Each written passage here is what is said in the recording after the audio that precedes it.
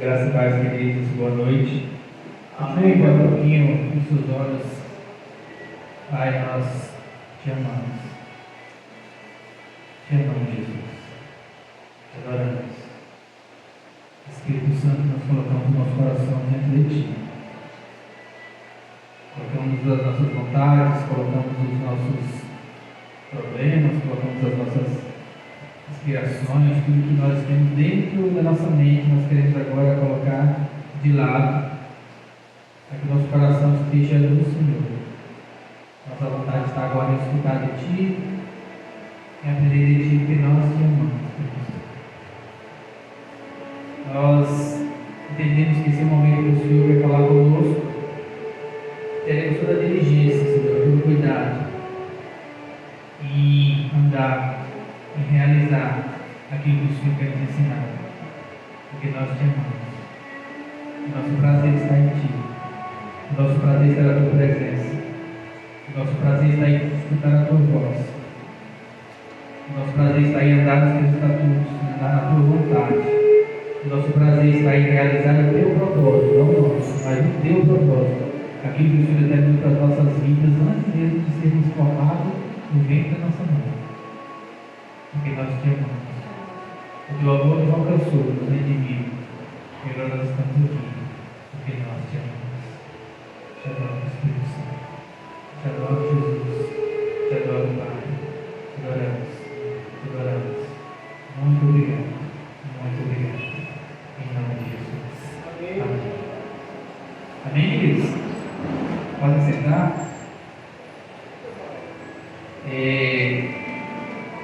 Uma das coisas que Deus tem falado no meu coração ultimamente são sobre o momento do culto. E assim, Deus simplificou algo para mim de maneira muito simples de entender e como colocar o meu coração em Deus.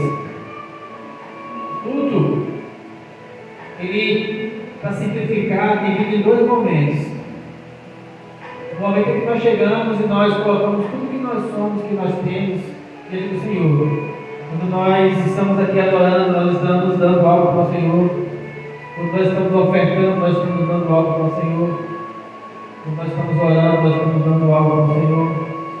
Então, no primeiro momento nós viemos até aqui e nós estamos despojando de nós mesmos, depositando aquilo que nós somos, o nosso amor, a nossa graça diante dele. Amém?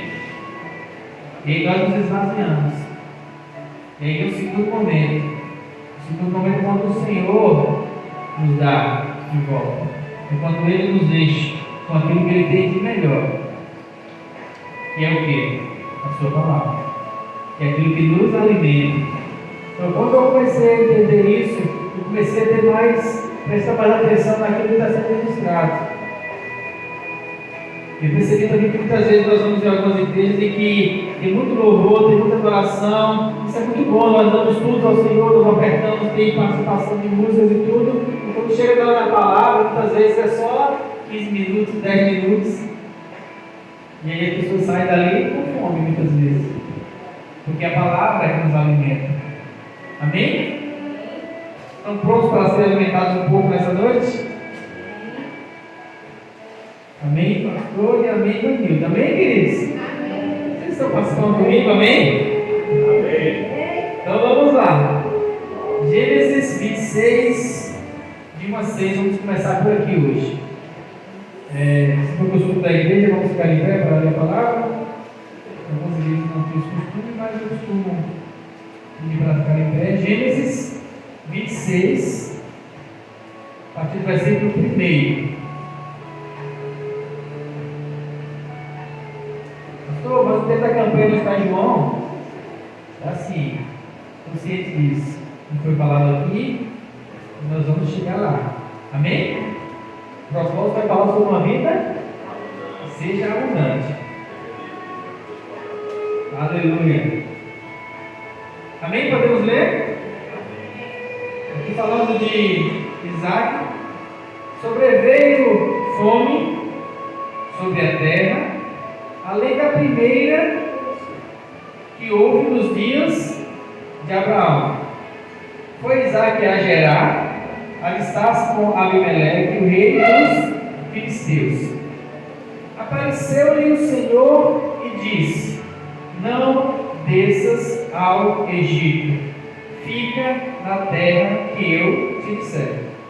Habita nela, e serei contigo, e te abençoarei, porque a ti e à tua descendência darei todas essas terras, e confirmarei o juramento que fiz a Abraão, teu pai.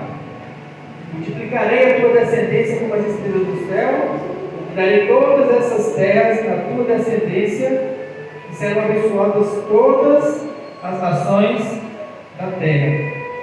Porque Abraão obedeceu a minha palavra e guardou os meus mandamentos, os meus preceitos, os meus estatutos e as minhas leis. Isaque, pois, ficou em Gerar. Amém?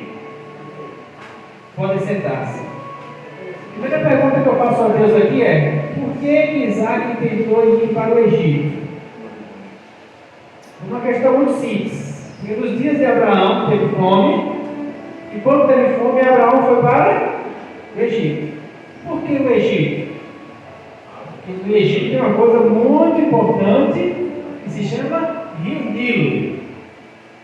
Onde tem Rio Nilo, tem água, um rio grande, então não tem como ter seca, porque era só eles regarem a terra e produzirem e fazer o sistema de irrigação. Abraão morreu, Isaque então assumiu a condição de cuidar das coisas, das pessoas, do gado e tudo mais, e veio fome do mesmo jeito, veio a dificuldade. A primeira coisa que Isaque precisava entender era que Abraão andou com Deus, e Isaque precisava andar também. Por quê? Jesus falou assim: porque Deus não é Deus de vivos, de mortos, é Deus de vivos. Ele é o Deus de Abraão, de Isaque e de Jacó. Deus de Abraão, quando Abraão andou sobre a terra, Abraão morreu e foi para o seio, para o paraíso, para o lugar destinado, aguardando a redenção. Então Isaque assumiu. Quando Isaque morreu, Jacó assumiu, e assim foram os três patriarcas. Porque ele sempre atua com os vivos, assim como ele atua também conosco. Então Isaque precisava ter uma direção de Deus e andar com Deus do mesmo jeito que Abraão andou. Só que a primeira coisa que ele fez foi: se meu pai fez, vou fazer, porque essa é a forma correta. A fome chegou, vou descer para o Egito. Mas antes, vou falar com o Senhor. O que foi que o Senhor falou para ele? Não desça para o Egito. Contrário ao natural, contrário a todo mundo fazia. E ali ele ficou. Egito, na Bíblia, sempre se refere ao mundo, sempre se refere a um lugar natural, sempre se refere a sair da presença de Deus e procurar algo que seja natural. Todos os reis, do livro de Reis, quando a coisa apertava, a primeira coisa que eles faziam era: vou me associar ao Egito, vou procurar uma condição natural, como vou resolver os meus problemas. O que é que eu faço? Como eu pago essa conta? Será que eu pego empréstimo? Será que eu vendo o carro? Será que eu vendo a casa? Será que quem nunca fez essas contas na cabeça? Qual é a maneira correta em que eu vou resolver os meus problemas? Onde é que eu vou? São tantas opções ou nenhuma opção? Aqui que eu vou pedir ajuda. E quando Isaque foi para Deus, Deus disse para ele: não desça para o Egito. Só que era uma terra que havia fome. Havia fome sobre a terra. Eu quero agora que você continue comigo no mesmo capítulo e pule para o versículo 12. Amém? Podemos ler? Semeou Isaque naquela terra, e no mesmo ano recolheu a 100 por um, porque o Senhor o abençoava. Enriqueceu-se o homem, ficou próspero, ficou riquíssimo. possuía ovelhas e bois e grande número de servos, de maneira que os filisteus lhe tinham inveja. Aleluia? Como se semeia numa terra seca? Como se semeia numa terra onde não tem água? Como é que Deus vai suprir a minha necessidade para que eu tenha uma vida em abundância se eu não estou conseguindo enxergar de onde é que vai brotar essa fonte que vai suprir as necessidades? Quantas vezes nós temos essa dúvida? Quantas vezes nós estamos pensando, como é que eu vou fazer, meu Deus? Primeira coisa que eu quero que você entenda.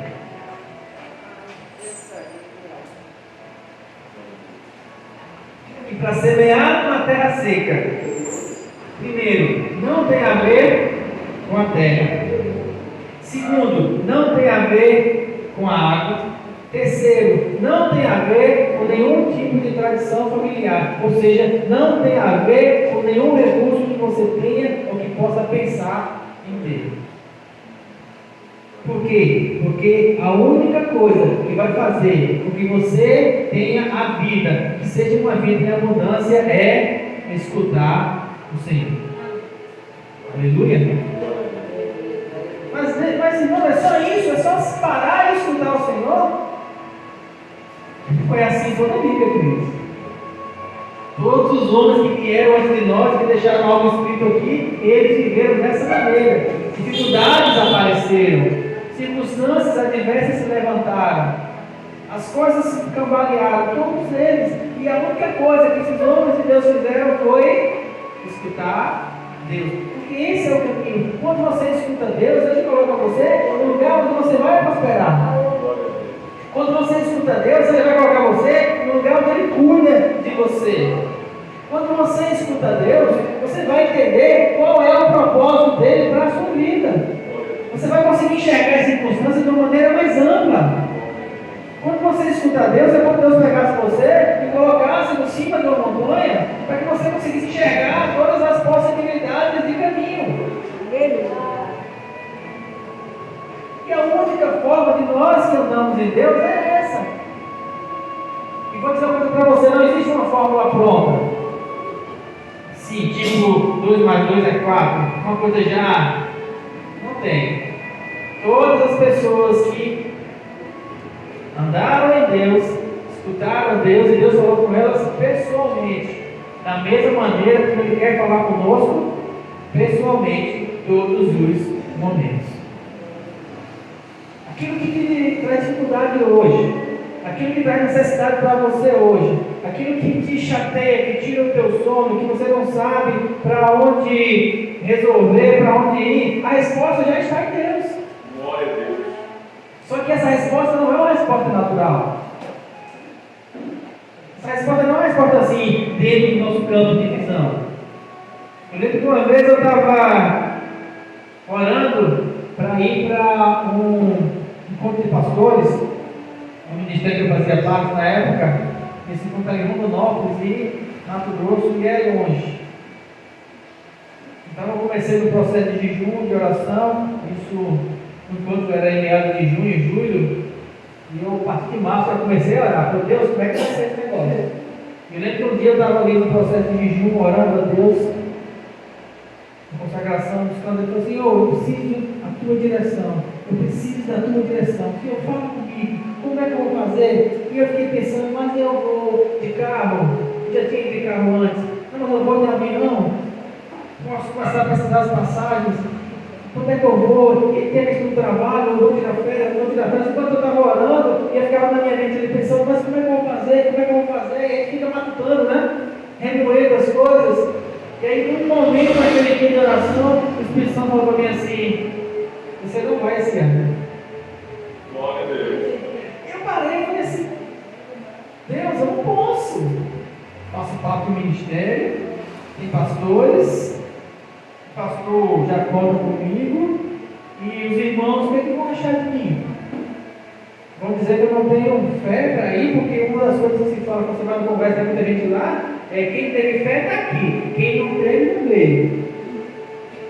E eu digo a vocês, eu precisei muito mais de fé para obedecer ao Senhor e ficar, do que criar manobras para poder ir. Glória a Deus. E eu entendi depois que não era para eu ir naquele encontro. Passei um tempo orando, fui contar para minha esposa, porque ela está cobrando uma viagem toda, ela está praticamente já calculando tudo e as malas. Depois liguei para o pastor presidente, liguei para os amigos e falei assim: olha, não vou. E é complicado porque muitas vezes quer dizer assim, mas Deus falou comigo para não ir. Não, filho, mas você tem que estar aqui. Porque Deus falou todo mundo para vir, e falou para você para não ir. Porque a questão era comigo. É uma direção de Deus para mim. É como se ele dissesse assim: olha, todo mundo está descendo para o Egito, mas não desce. Porque é uma palavra para você. E Deus quer falar uma palavra para você específica. Porque a forma de escutar Deus é a única maneira de nós termos vida em abundância. E sobre vida em abundância, eu queria frisar uma coisa aqui. Quando eu estava meditando essa semana, Deus falou comigo que o texto, que é o texto da campanha, ele está escrito assim: o ladrão, o diabo vem para roubar, matar, destruir. Eu vim para que tenham vida e a tenham. Eu vim para que tenham vida e a tenham.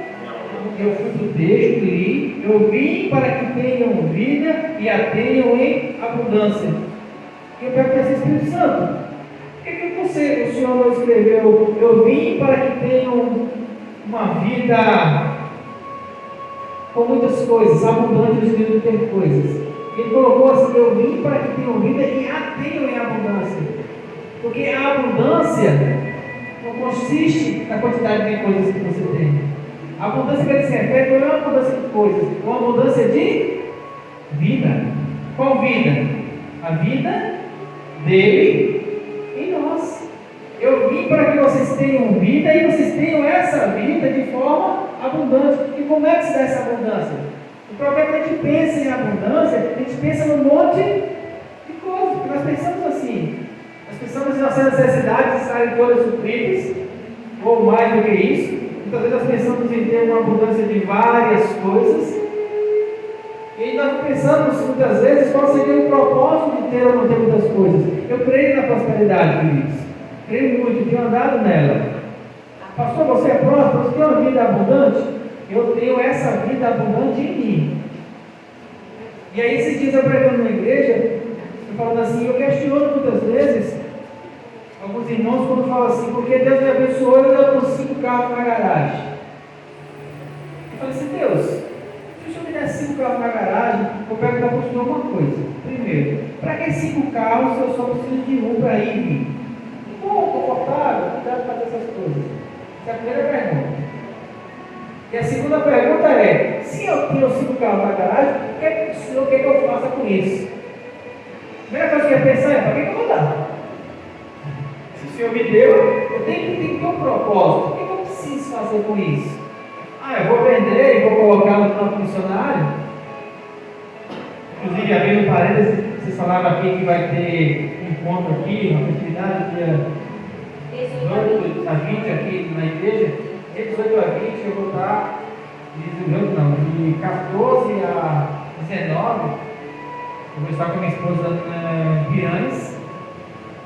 Nós vamos ali participar de um encontro junto com o pessoal do projeto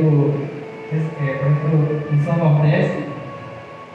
Estaremos com alguns pastores ali fazendo um trabalho evangelístico na Serra do Furi. Passar uma semana lá evangelizando, subir e descendo serra. E peço aos irmãos que estejam em oração por nós, porque estamos ali realmente lá, onde tem uma necessidade muito grande, uma carência. Os irmãos estejam orando por nós, que nós vamos aqui pela de carro, para que o Senhor abençoe a viagem, para que o Senhor supra todas as coisas. Nós vamos estar ali fazendo um trabalho de distribuição de cestas básicas, trabalho com crianças, distribuindo também comida, vai ter pulatura, algodão doce, pipoca e outras coisas mais que a gente faz para que as pessoas virem. E aí vamos fazer esse trabalho, vamos também estar caminhando de casa em casa. E lá, sim, de casa em casa, 2 quilômetros de uma casa para outra, que são sítios. O Senhor também dê força e vitalidade para a gente andar, amém? Então, os irmãos lembram e coloquem aí nas orações para que a gente esteja e a gente esteja participando. Então, queridos, fechando parênteses, a abundância não consiste em nos encher de coisas. A abundância é a vida dele em nós. E como é que a gente entende isso? Sabe como? Porque muitas vezes uma pessoa ela pode ter uma vida abundante e não ter muitas coisas. E muitas vezes nós vemos pessoas que têm muitas coisas, mas não têm uma vida abundante.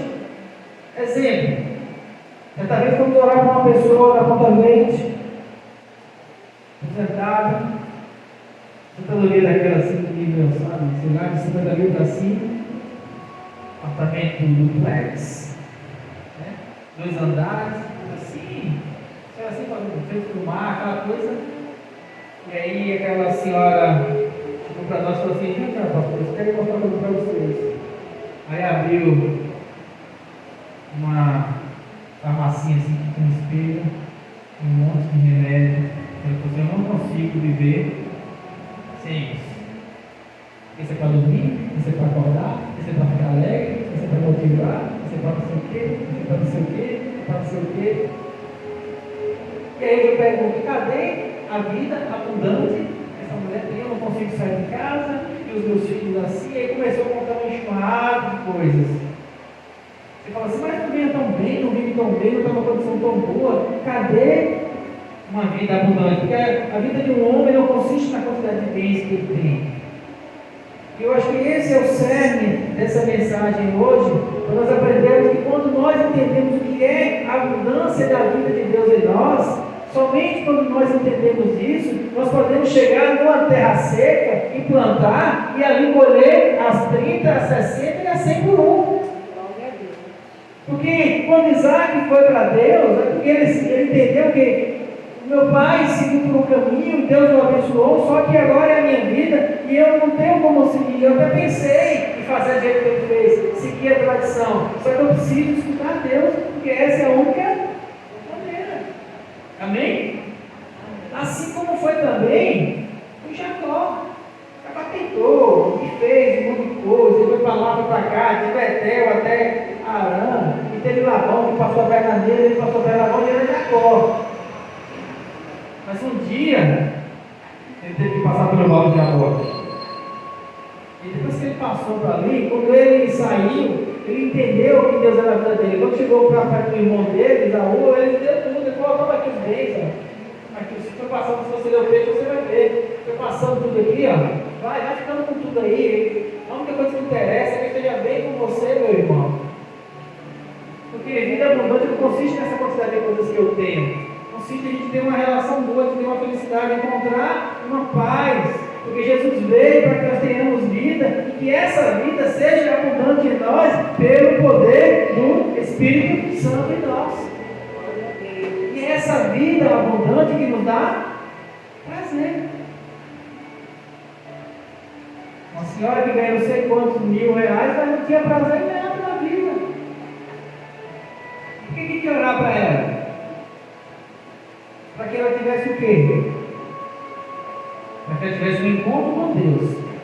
Para que o Espírito Santo viesse preencher o coração dela.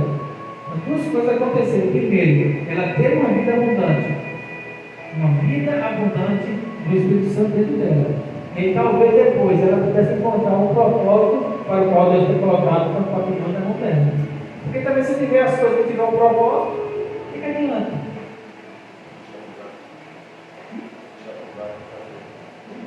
O homem plantou celeiros, juntou em abundância, construiu mais celeiros. Um dia ele deitou e disseram para ele: louco, essa noite pediu a tua alma, que tem isso, para quem será? Ah, pastor, você está falando de gente que tem, eu não tenho nada. O problema não é o excesso, o problema é a escassez.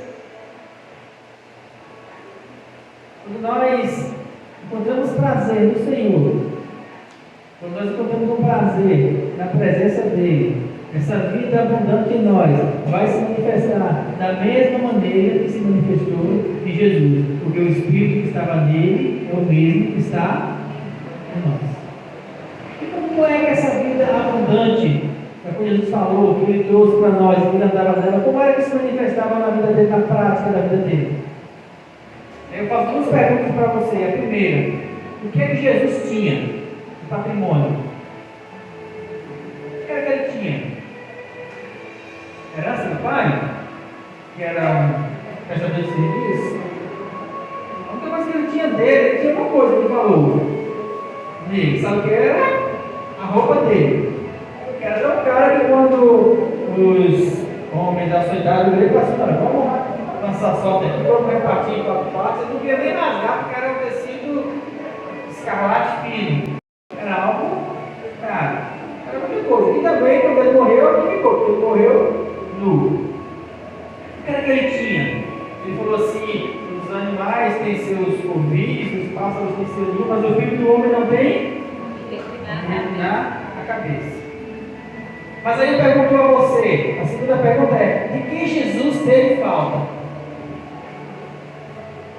Materialmente falando. Porque se ele estava, podemos conversar. Ele não achou fé na terra. Se ele estava, mas a fé veio agora através do Espírito Santo, nós cremos. Se Jesus estava precisando pagar imposto, chegar para pagar imposto, ele falou que Pedro, vai ali, a gente paga imposto, mas a gente reclama de pagar imposto, não só mais essa besteira, dá certo, quer imposto, não, traz o peixe, vai, paga o meu, primeiro, depois o teu, resolve essa questão, pronto, vamos seguir em frente. Ele precisava de um burro para Jerusalém lá, vai lá, pega aquele burro, entrou em Jerusalém. Tudo que precisava cumprir um propósito de Deus, precisava fazer uma ceia, olha, vai lá, vai colocar um ombro, um cano na cabeça, que era uma vez das mulheres, pergunta assim, olha, o mestre é um lugar para fazer a ceia. E aí foi lá e achou um lugar da ceia. Jesus, todas as coisas foram providenciadas. De tal maneira que até quando ele morreu, ele foi enterrado, colocado num lugar, como é que é escrito lá? Havia um homem chamado José de Arimateia, discípulo oculto de Jesus.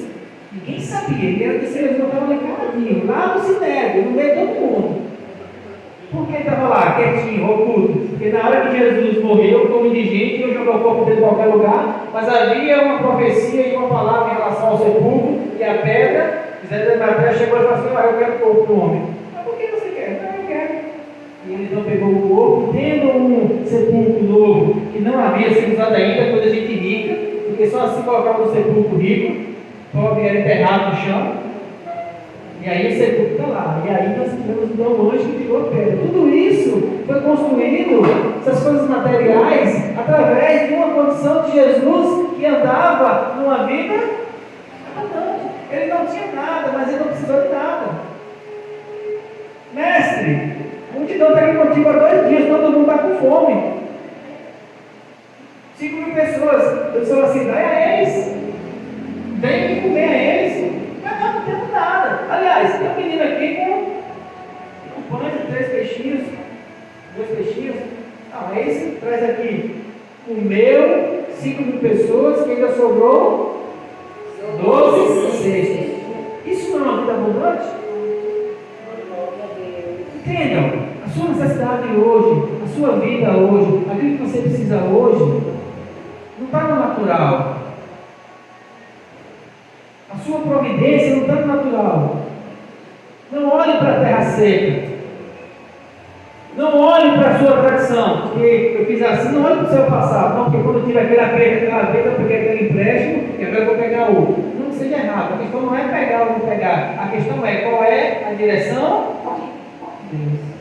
Então não olhe para as necessidades, não olhe para a sua tradição, não olhe para a sua história, não olhe para as contas mirabolantes que vem na cabeça, não olhe para aquilo que você precisa, não olhe para as circunstâncias, olhe para Ele. Entre na presença dEle. Ele tem a solução, Ele tem a direção. Se Ele disser fica aqui na terra, você sempre fica, você vai prosperar ali. Se Ele disser sai, você sai, e você vai prosperar saindo. Se Ele disser dê só um passinho para a direita, você dá só um passinho para a direita, porque o segredo não está no natural, o segredo está na sua visão, o segredo não está nas coisas que você tenta fazer. O segredo está em entrar na presença do Senhor, para que Ele revele a palavra e a palavra dele nos direcione. Quando você colocar o seu prazer nisso e buscar a direção do Senhor, pastor, comprova isso para mim, vou comprovar para você. Um lugar que todo mundo conhece. Salmo 1. Amém? Abra aí. Vamos ler lá devagarzinho para encerrar.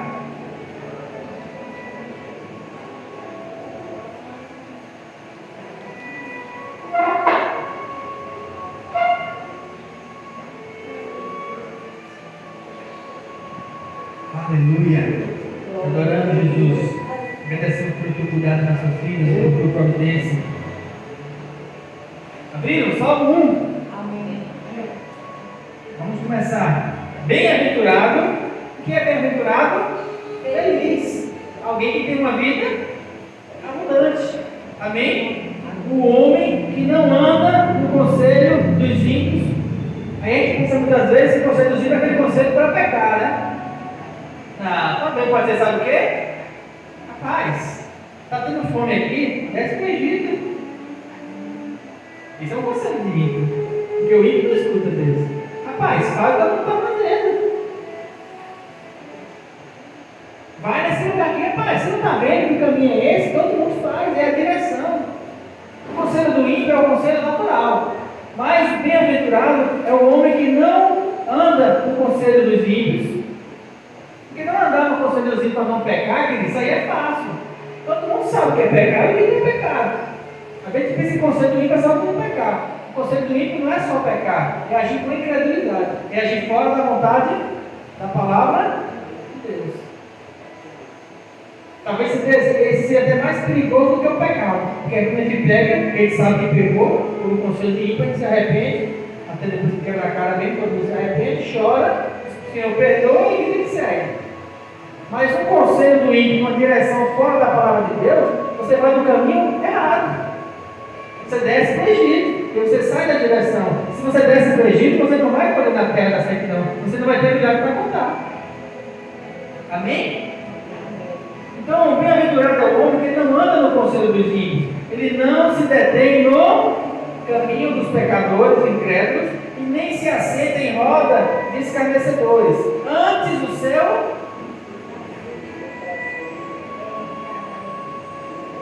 Vamos lá, eu quero que você diga. Antes o seu...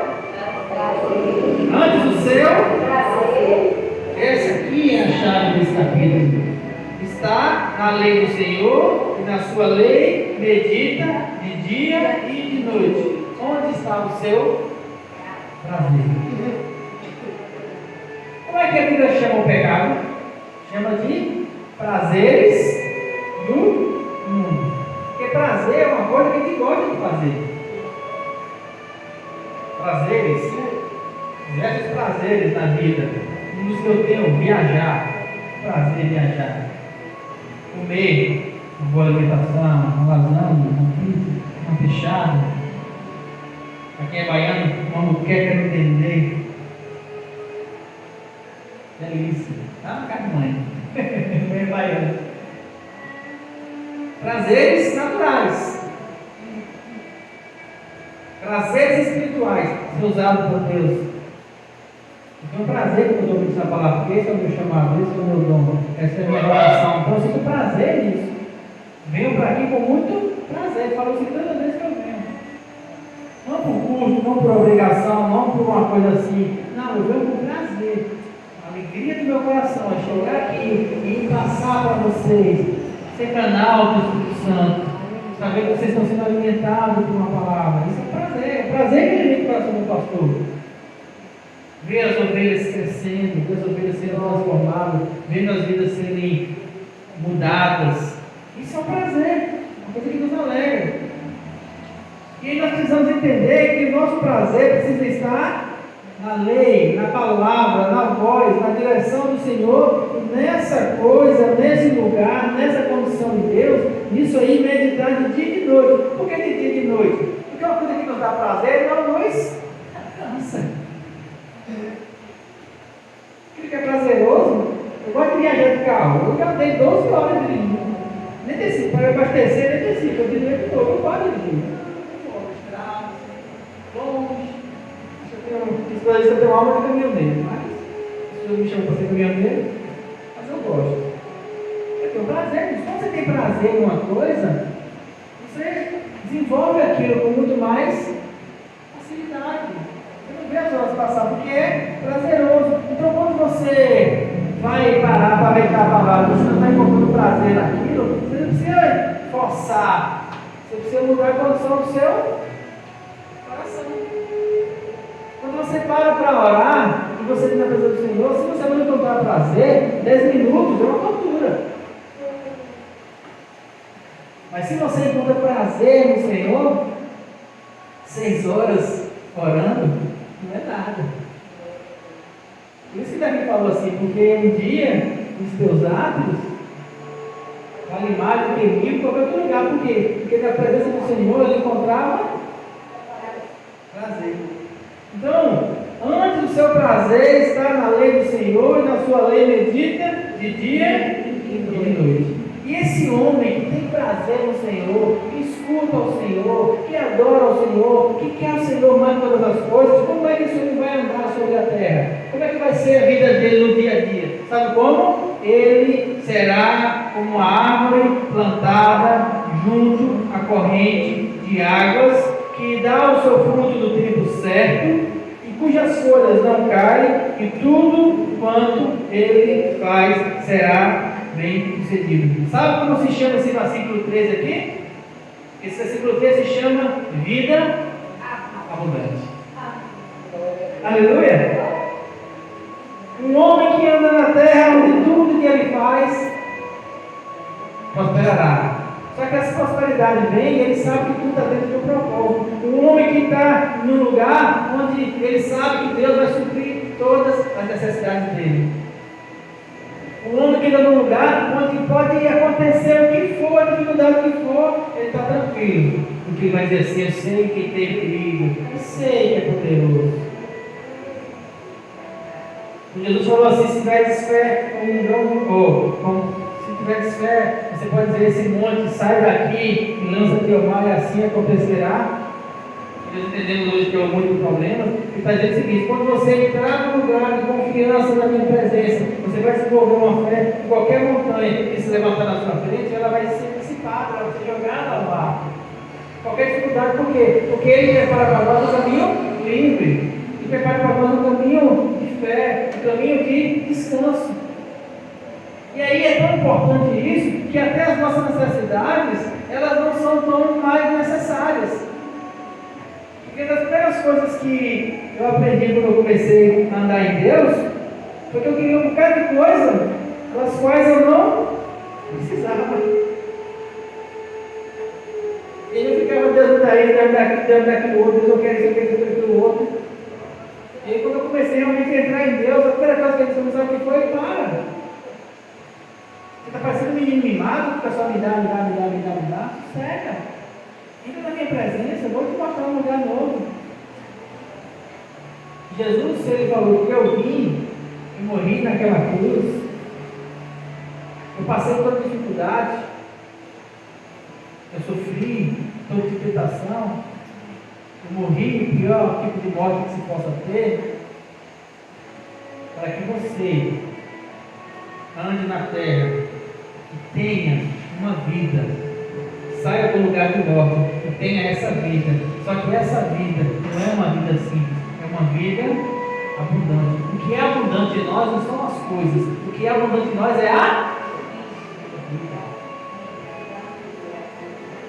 Talvez você não tenha entendido porque eu não escutei como um aleluia. O que é abundante em você, o que tem que ser abundante em você não são as coisas, o que tem que ser abundante em você é a vida. A vida dele em você, a presença dele em você fluindo por todos os lugares. E aí, se você entender isso, se você entender dessa maneira que o seu prazer está na lei do Senhor, que o seu prazer está na presença, e que você entende que você tem que buscar o reino de Deus em primeiro lugar, quando você começar nesse lugar de abundância da vida de Deus, de comunhão constante com Ele, vivendo o prazer da presença dele, sabe o que vai acontecer? Você vai estar num lugar no reino de Deus em que todas as coisas te serão. Mas mesmo quando elas forem acrescentadas, elas continuarão sendo coisas, porque o seu prazer não vai estar nas coisas, o seu prazer vai estar nele, na presença dele, encontrando uma vida abundante nele. Então, a primeira questão sobre uma vida abundante é: onde está o seu prazer? A vida hoje é cheia de prazeres. E aí tudo é uma questão de escolha. E essas escolhas elas são constantes. Todo dia eu faço uma escolha no meu coração. Eu me acordo e tenho escolha de adorar o Senhor ou não. Eu tenho escolha de vir, como a irmã falou aqui. Eu tinha escolha de ficar em casa. Escolha. Você é livre para isso. Mas onde está o teu prazer? O meu prazer está em estar com o Senhor. Em vir para a casa dele. E me alimentar da palavra. Não só aqui, porque aqui é só uma parte. Mas saindo daqui e andando nessa vida abundante. Porque Ele veio para isso, para nos dar essa vida abundante. Ela está aí. Ela é nossa. E só precisa entrar nesse lugar em Deus.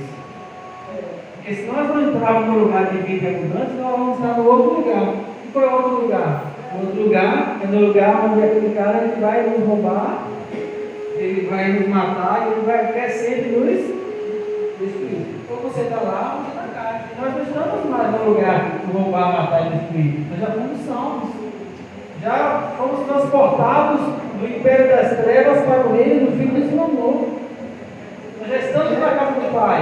Nós vamos desfrutar da festa. Ele já nos colocou as vestes novas. Ele já colocou o anel no nosso dedo. Nós já deixamos de comer lavagem de porco. Já estamos na presença dele. Estamos aqui? Amém? Amém. Estamos na presença dele? Então, se estamos na presença dele, precisamos aprender a desfrutar da festa que ele fez para nós. A festa é a abundância de todas as coisas que ele tem para nós, porque ele veio para isso, para nos dar essa vida abundante. Precisamos tomar posse dela, através da fé, através da comunhão, escutando Deus, tendo o nosso prazer em escutar a sua palavra de dia e de noite. Então, a chave, queridos, é mudar aqui, o prazer do seu coração. Encontrar prazer na presença do Senhor. E aí nós vamos viver nessa vida de abundância. Amém? Amém. Se coloque em pé.